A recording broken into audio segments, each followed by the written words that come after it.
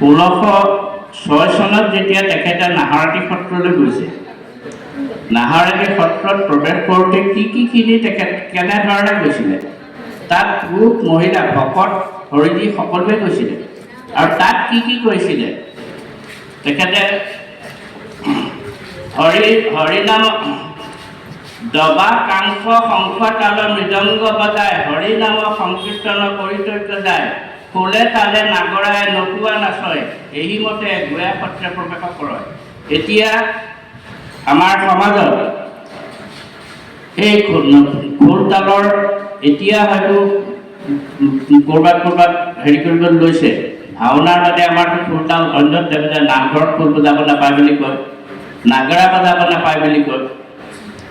কিন্তু গুৰুজনাই যিখিনি সৃষ্টি গুৰুজনাই নিজে কৰি থৈ গৈছে, সেই সৃষ্টিক আকৌ আমি তাৰ ওপৰত মাজতে কি কৰিছোঁ যে এইটো নাপায়, সেইটো নাপায়, সেইটো নাপায়। আৰু সেইটো কাৰণে আজি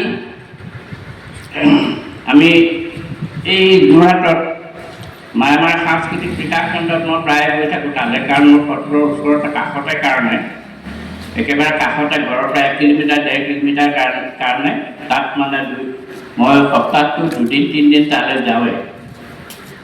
আৰু তাত হৰিজীসকলক, তাত যিসকল ভকত আছে, বয়োজ্যেষ্ঠ ভকত, শাস্ত্ৰ ভাগৱতত অভিজ্ঞ, সকলো জানে, সৰুৰ পৰা মায়ামাৰ সম্প্ৰদায়ৰ লগত জড়িত।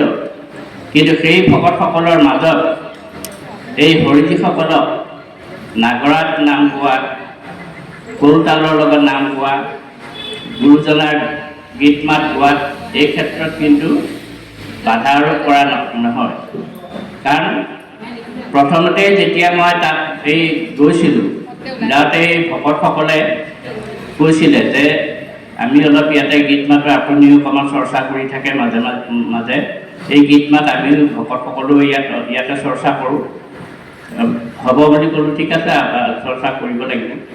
হৰিজীসকলে ক'লে তেতিয়া ভকতসকলৰ লগতে প্ৰভু আমিও চৰ্চা কৰোঁ, বোলো কৰক।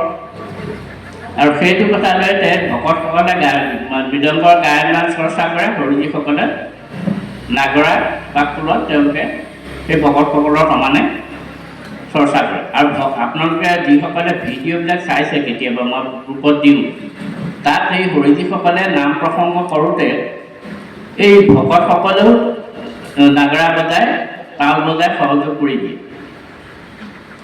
কাৰণ তাত সেইটো নাপায় বোলা শব্দটো মানে এতিয়া গ্ৰহণযোগ্য হৈ থকা নাই।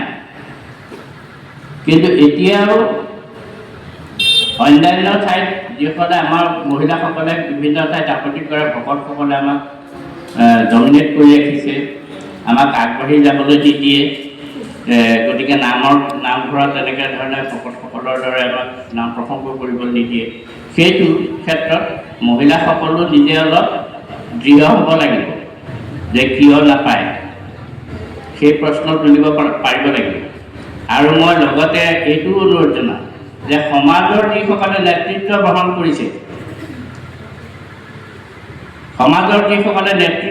কৰিছে, অকল পদবীটো থাকিলে নহয়, সেই পদ মৰ্যাদা ৰক্ষা কৰি দৃঢ় মত প্ৰকাশ কৰিব পাৰিব লাগে।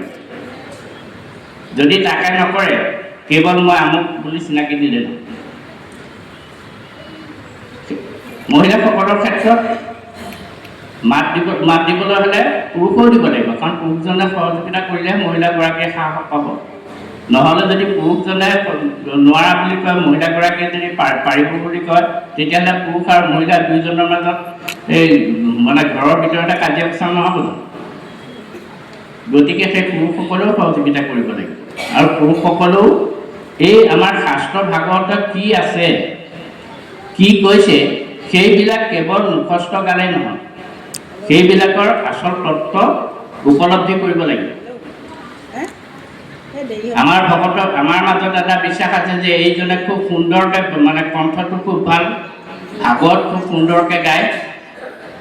গতিকে তেওঁ হয় কণ্ঠটো ভাল, তেওঁ ভাগৱত খুব সুন্দৰকৈ গাইছে, কিন্তু গোৱাৰ পিছত তেওঁ তাৰ তত্ত্ব উপলব্ধি কৰিছে নাই, বা শুনাসকলে তাৰ তত্ত্ব উপলব্ধি কৰিছে নাই।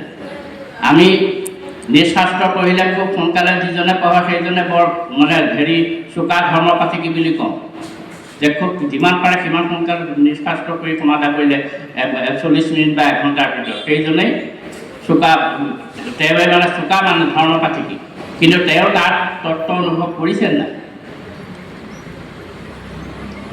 যেতিয়ালৈকে তত্ত্ব উপলব্ধি নকৰে তেতিয়ালৈকে পায় নাপায় এইখিনি চলি থাকিব কিন্তু আৰু সেইখিনি যদি সংশোধন কৰিবলৈ হয় পুৰুষ মহিলা সকলো আগবাঢ়িব